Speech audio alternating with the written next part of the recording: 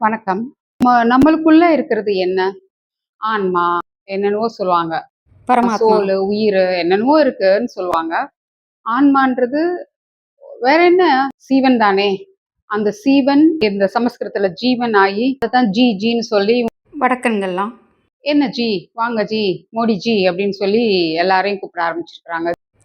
What is Shiva? Shiva is that which is not. அதுதான் ஜக்கி வாசுதேவோட தத்துவம். உள்ளே இருக்கிற சக்தி தான் சீவன் தான் சிவன் ஆயிருக்கு.